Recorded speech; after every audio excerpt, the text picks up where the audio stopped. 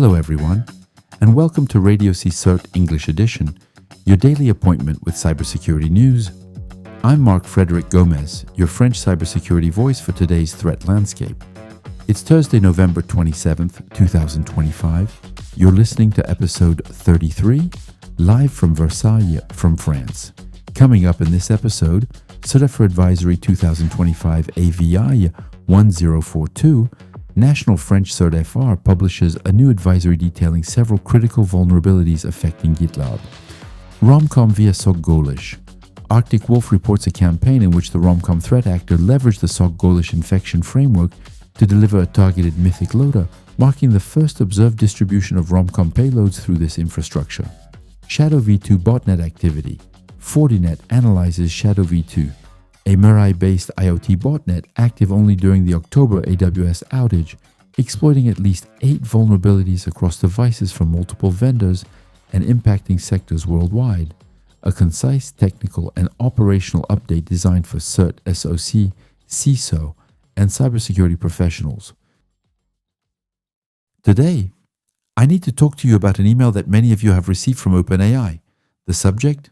A data leak. So, before you delete your account or panic change all your passwords, take a seat. Let's break this down together. First, you need to understand what happened. It wasn't OpenAI that left the door open, but one of their partners, Mixpanel. It's a company that handles usage statistics. Hackers attacked Mixpanel and stole a file containing information about OpenAI users. So what do they have on you? This is where we need to be nuanced. They grabbed directory-style info, your name, your email address, your city, and the type of computer you use. It's annoying, yes. But here is what they do not have, and this is crucial. Your passwords, safe. Your credit card numbers, safe. And most importantly, your private or professional conversations with ChatGPT, they are 100% secure. The hackers do not have access to them. So why are we telling you this? What is the risk? The risk is in your inbox. It's phishing. Picture this. A hacker sends you an email. They know your first name, your last name, and they know you use ChatGPT. They can craft a very credible fake alert to get you to click on a corrupted link. So here is your 3-step action plan. 1. You don't necessarily need to change your password right away. That's not the emergency. 2. However, activate 2-factor authentication on your OpenAI account. It's your digital bulletproof vest. 3. And above all, beware of urgency. If an OpenAI email pressures you to click quickly, it's probably a scam. Always check that the address ends in @openai.com. That's it. You're up to speed. OpenAI has since cut ties with this provider, but the vigilance is now up to you. According to CERT-FR Advisory 1042 issued this morning, Gitlab is facing multiple security vulnerabilities. The vendor's security bulletin confirms that branches 18.4, 18.5, and 18.6 across both community and enterprise editions are compromised. Technically speaking, remote attackers can exploit these flaws to bypass security policies, effectively gaining access to confidential data without proper authorization.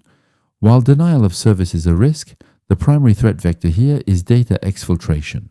Remediation is mandatory. Audit your versions now. If you are running anything below patches 18.4.5, 18.5.3, or 18.6.1, deploy the fixes provided by Gitlab immediately. Moving on to a major discovery by Arctic Wolf Labs that signals a shift in the hybrid threat landscape. For the first time, the Russian state-aligned group RomCom is leveraging the SocGholish criminal infrastructure to deliver its own payloads. This implies that the GRU is no longer relying solely on its own vectors. They are piggybacking on TA569's massive fake update network to target US entities supporting Ukraine. The attack starts with the usual drive-by compromise via malicious JavaScript, but the technical pivot happens 10 minutes post-infection. The script retrieves a specific loader named msedge.dll, which utilizes DLL sideloading to execute a Mythic agent. This loader is highly evasive. It validates the victim's Active Directory domain before even attempting to decrypt its shellcode. If the environment does not match the target, the malware stays dormant. For us as defenders, the takeaway is crucial. We can no longer dismiss a SocGholish alert as mere commodity malware or a standard ransomware precursor. It is now a potential entry point for targeted state-sponsored espionage. If you observe suspicious traffic following a fake update alert, isolate the host immediately. You might not be dealing with cybercriminals, but with military intelligence. According to researchers at Fortinet FortiGuard Labs, the massive AWS outage back in October wasn't just downtime, it was a smokescreen. A new Mirai-based botnet, dubbed ShadowV2, leveraged the chaos to conduct a live operational test run. Technically, this botnet acts as a scavenger. It aggressively targets end-of-life IoT devices, specifically routers from D-Link and TP-Link, by exploiting 8 known vulnerabilities, including recent ones like CVE 2024-10914, although the infection vector is standard but efficient. A downloader script named binary.sh fetches the payload, which then uses XOR encoded configurations to obfuscate its C2 traffic. The critical takeaway here involves the unpatchable nature of the threat. ShadowV2 specifically hunts for hardware that vendors have abandoned. D-Link has confirmed that no patches will be issued for the impacted legacy models. For infrastructure managers, the reality is harsh. These obsolete devices on your network are no longer assets. They are potential zombies waiting to be mobilized for massive DDoS floods. If you still have this hardware in production, unplug it now. And that's the end of this Thursday episode. I hope it provided clear and useful information. And if you are a new listener, feel free to subscribe to the podcast. We are available on Apple Podcast, Amazon Music, YouTube channel, Deezer, and Spotify. You can share your feedback by email at RadioCSIRT@gmail.com.